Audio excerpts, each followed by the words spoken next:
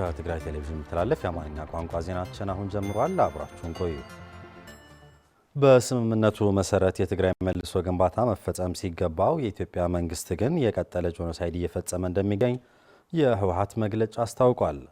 የበጀት፣ የደሞዝ፣ የነዳጅና መሰረታዊ ሸቀጦች በመከልከል ህዝቡ ከቀየው እንዲፈናቀልና በችግር ምክንያት እንዲያልቅ ሆን ተብሎ የሚሰራውን መወገዝ እንዳለበትም በመግለጫው አስታውሷል። ሙሉ ብርሃን ዳርጌ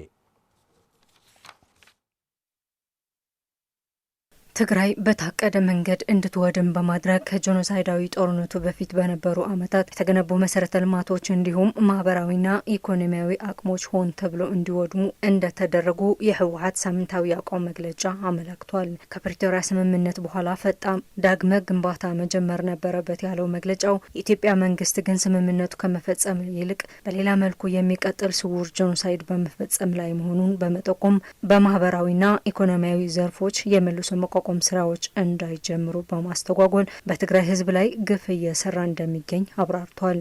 የኢትዮጵያ መንግስት የፕሪቶሪያው የሰላም ስምምነት በመጣስ ብቻውን የትግራይ ጊዜያዊ አስተዳደር ቆይታ እንዳራዘመ በገለጸው ጉዳይ ላይ ለማጀብ የተጋረደው ልማት በትግራይ በሚል ርዕስ የሐሰት ሪፖርት በሚዲያዎቹ አማካይነት ማቅረቡን የገለጸው ህወሓት ሪፖርቱ በመሬት ላይ ያለውን ሁሉን አቀፍ ችግሮች የሚክድ ከመሆኑ በላይ በትግራይ ህዝብ ላለው ስቃይና መከራ ልማት ነው ካለው ነገ ከዚህ የከፋ ለማድረግ አቅዶ እየሰራ መሆኑን የሚያጋልጥ መሆኑንም ጠቅሷል። በኢትዮጵያ ሚዲያዎች የተላለፈው ሪፖርት በትግራይ ህዝብ ላይ ባለው ቁስል እንጨት የሚሰድና የትግራይ ህዝብ ስቃይና ሞት ከዓለም ማህበረሰብ ለመሸፈን የተዘጋጀ ሴራ መሆኑንም መግለጫው አስረድቷል። በኢትዮጵያ መንግስት እየተፈጸመ ባለው የታቀደ ጄኖሳይድ ምክንያት የትግራይ ህዝብ አሁን በቃላት ሊገለጽ የማይችል ሞት፣ ስቃይና መከራ ውስጥ እንዳለ የዓለም ማህበረሰብ ማወቅ እንደሚገባውም ህወሓት ባወጣው ሳምንታዊ አቋም መግለጫ አስታውቋል። የትግራይ ትምህርት ተቋማት ሆን ተብሎ ከመውደማቸው በተጨማሪ በጥቂት ድጋፍ የተጀመሩ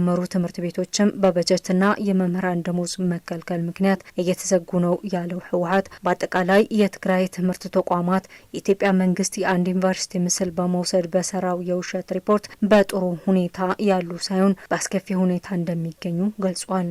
ከፍተኛ ደረጃ ላይ ደርሶ የነበረው የጤና ስርዓት በጄኖሳይዳዊ ጦርነቱ ምክንያት ወደ ኋላ መመለሱ ያመላከተው መግለጫው የኢትዮጵያ መንግስት ወደ ትግራይ መድኃኒትና የሕክምና ቁሳቁሶች እንዲሁም የጤና ማህበረሰቡ ደሞዝ በመከልከል ዘርፉን አገልግሎት መስጠት ወደማይችልበት ደረጃ እየደረሱ እንደሆነ አመላክቷል።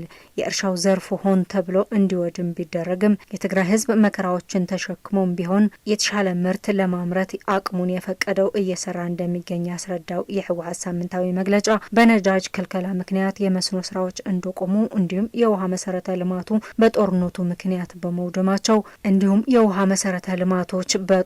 ምክንያት በመውደማቸው ሳቢያ የንጹህ የመጠጥ ውሃ ችግር ውስጥ ወድቆ እንደሚገኝ አብራርቷል። በትግራይ የነበሩ ኢንዱስትሪዎች እንደወደሙና የተቀሩትም እንደተዘረፉ ያመላከተው መግለጫው ከፕሪቶሪያ ስምምነት በኋላ ወደ ስራ ገብተው የነበሩ ጥቂት ተቋማትም ቢሆን በእቃ እጥረት፣ በገንዘብና በነዳጅ ክልከላ ምክንያት ዳግመኛ እየተዘጉ መሆኑን ገልጿል።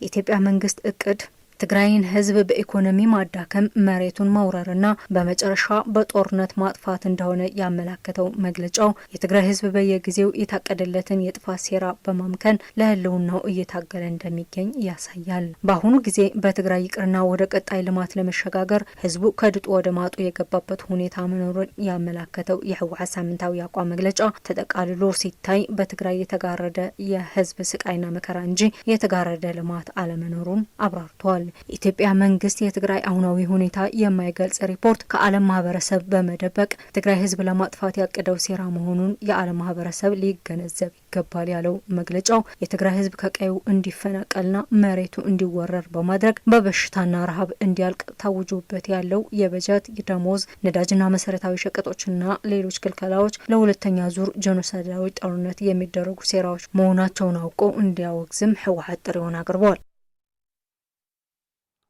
በኢትዮጵያ መንግስት አማካኝነት በትግራይ እየተደረገ ያለው ሁለገብ ክልከላ ምክንያት ለከፍተኛ ማህበራዊ ኢኮኖሚያዊ ቀውስ መዳረጋቸውን በትግራይ የሚገኙ ሴት ጋዜጠኞች ገለጹ።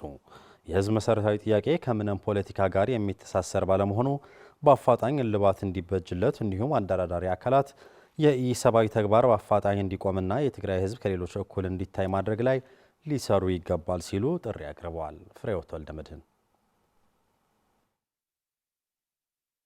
በኢትዮጵያ መንግስት አማካኝነት በትግራይ እየተደረገ ያለው የበጀት፣ ነዳጅ፣ መድኃኒት እንዲሁም መሰረታዊ አቅርቦቶች ክልከላ ምክንያት ለከፍተኛ ማህበራዊ ኢኮኖሚያዊ ቀውስ መዳረጋቸው በትግራይ የሚገኙ ሴት ጋዜጠኞች ተናገሩ። በዓለም አቀፍ ደረጃ ከተደነገጉ ህጎች መካከል የሰው ልጅ ማግኘት የሚገባቸውን መሰረታዊ አገልግሎቶች የማግኘት መብቱን የትግራይ ህዝብ ተከልክሏል የሚሉት ጋዜጠኞቹ ክልከላው በተለይም ደግሞ በእናቶችና ህጻናት ላይ የከፋ ተጽዕኖ እያሳደረባቸው መሆኑም ይገልጻሉ። ማለት እንደዚህ አይነት ነገር ሲመጣ ሴት ላይ ድርብ ይሆናልና በስራዬም ላይ በኑሮዬም ላይ በጣም ትልቅ እንቅፋት ፈጥሮብኛል። እኔ እንደ ሴትነቴ እንደ ጋዜጠኛም እንደ ትግራዋይ ትልቅ ተጽዕኖ ፈጥሮብኛል። እንደ ሴት ጋዜጠኛ ብቻ ሳይሆን እንደ ህዝብ በጣም በከፍተኛ ችግር ውስጥ ነው ያለው የትግራይ ህዝብ። የነዳጅ ወደዚህ በብዛት አለመምጣቱ ደግሞ የተለየ ያደርገዋል። የትግራይ ክልል የተለየ ያደርገዋል። ባንኮች ብር የላቸውም፣ መስጠት ቢፈልጉም የላቸውም። ለምን ህዝብ አይደለም እንዴ? ለምንድን ነው እንደዚህ የሚሆነው? እንደ ጋዜጠኛ ነኝ ይሄ በጣም ይሰማኛል። አንድ ህዝብ ማግኘት ያለበትን የመድኃኒት መሰረታዊ ችግሮች መፍትሄ የሆኑት ግብአቶች ናቸው። እነዚህ በትግራይ እነዚህ የሉ። ይህ ህገ መንግስታዊ ጥሰት ነው። እንደ አንድ ህዝብ እንደዚህ ልትፈርጅ አትችልም። ህዝብን ህዝብ ልትፈርጅ አትችልም በፍጹም። ፖለቲካ ሌላ ነው፣ የህዝብ መብት ሌላ ነው።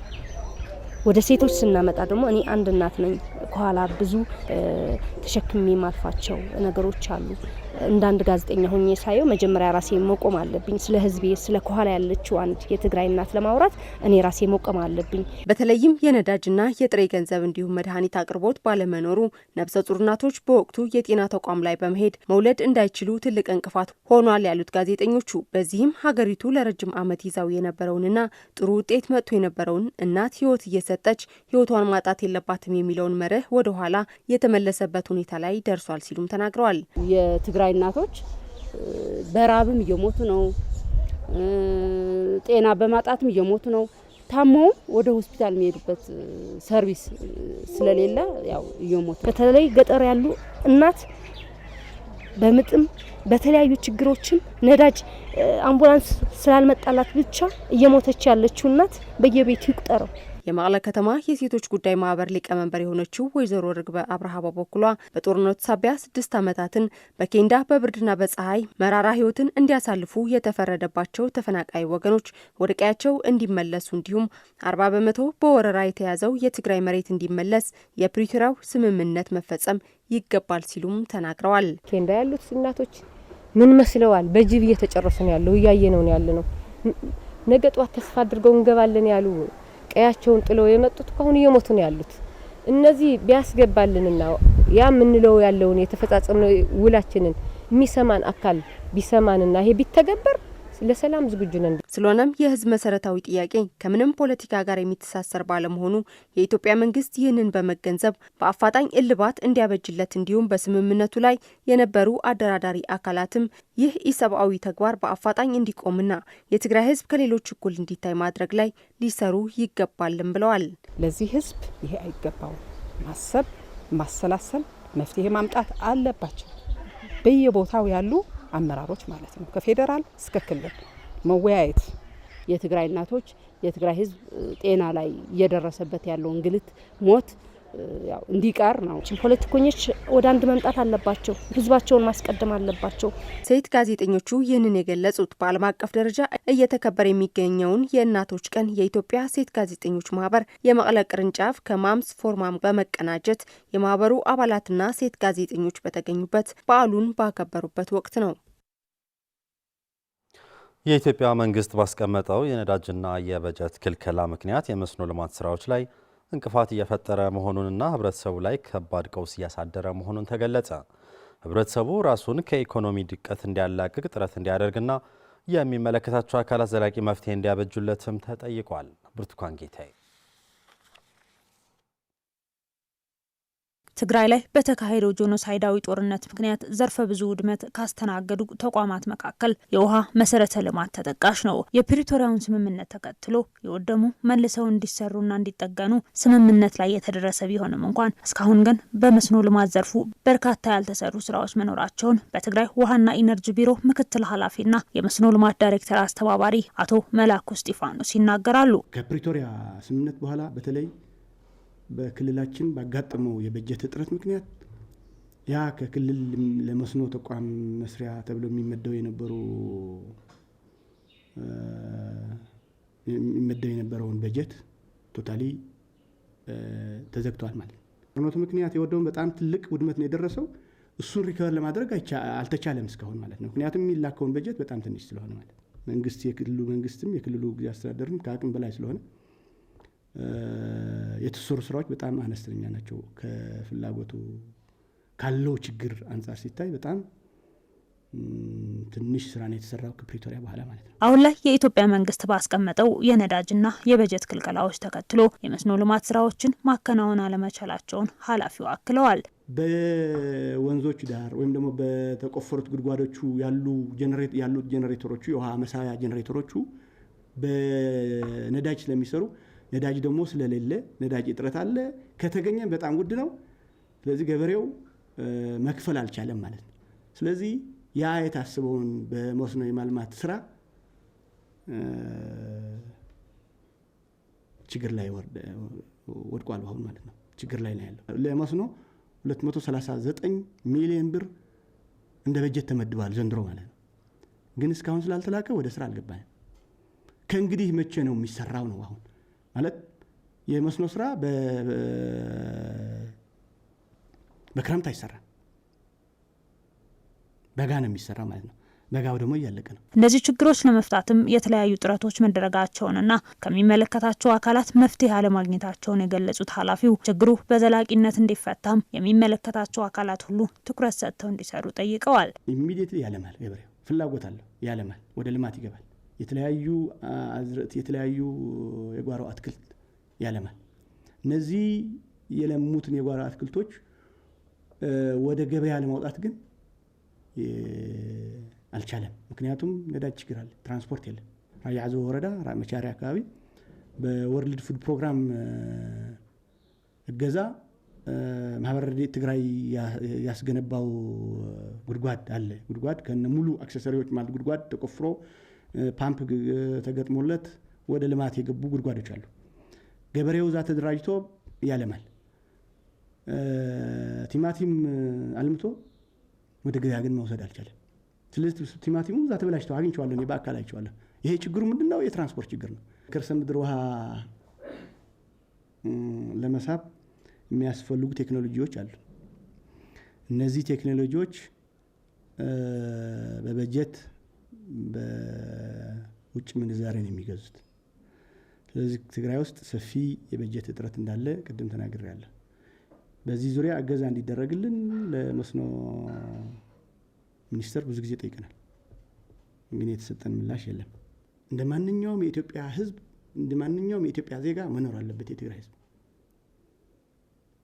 ስለዚህ በትግራይ ሕዝብ ያለውን ጫና ይሄ መፈታት አለበት የሚለው እምነት አለኝ ማለት ነው። ይህን ለማድረግ ደግሞ የሚመለከተው አካል የዓለም ህብረተሰብ በዚህ ዙሪያ ተጽዕኖ ማሳደር አለበት ብዬ ነው የማምነው። ህብረተሰቡ በኢኮኖሚ ራሱን እንዲችል እየደረሰበት ካለው የተለያዩ ተጽዕኖዎች ነፃ እንዲሆንና መፍትሄ እንዲሰጠውም በትግራይ ውሃና ኢነርጂ ቢሮ ምክትል ኃላፊና የመስኖ ልማት ዳይሬክተር አስተባባሪ አቶ መላኩ እስጢፋኖስ መልእክታቸውን አስተላልፈዋል። በትግራይ በነዳጅ ክልከላ ምክንያት ለከፋ ቀውስ እየተዳረጉ መሆናቸው የተለያየ ማህበረሰብ ክፍሎች በመግለጽ ላይ ይገኛሉ።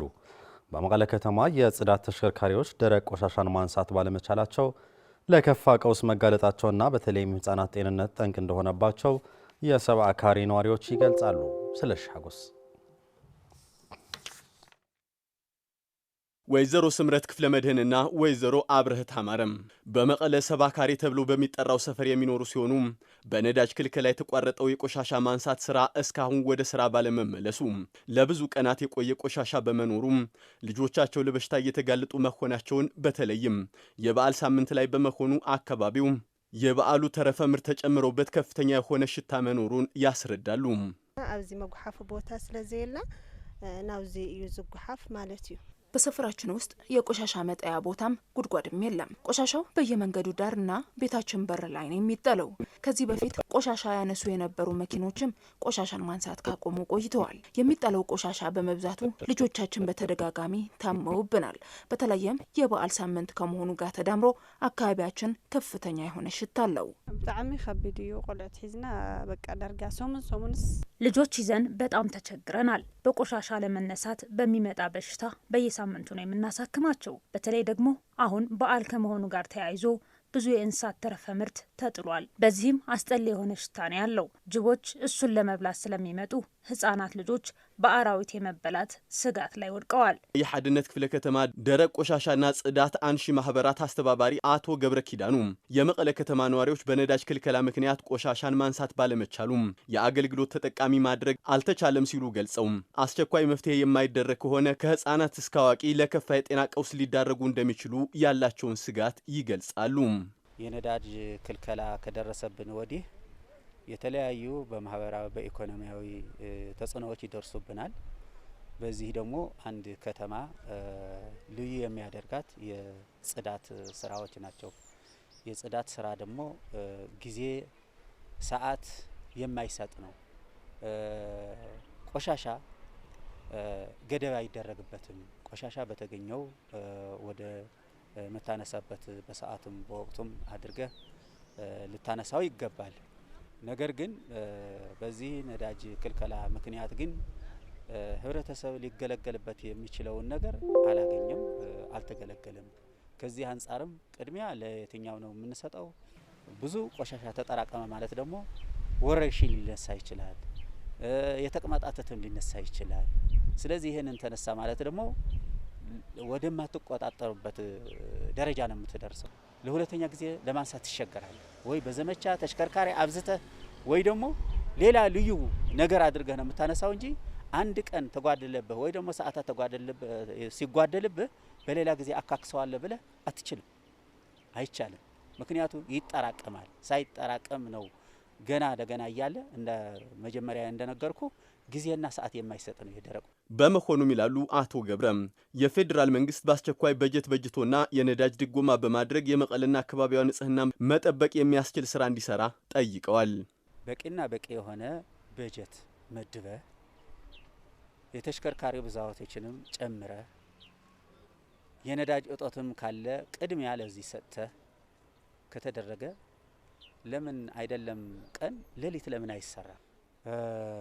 አንደኛ ነዳጅ በልዩ አሁን ፌዴራል ባለው ወይ ደግሞ መጠባበቂያ ብሎ ያስቀመጠው ነዳጅ ሽንሽን አስቀምጦታል። ቅድሚያ ለዚህ ቅድሚያ ለዚህ ቅድሚያ ለዚህ ብሎ ማለት ነው። እንደ ክልልም ለዚህ ፐርፐዝሊ ተብሎ የተቀመጠ ነዳጅ ቅድሚያ ሊሰጠው ይገባል።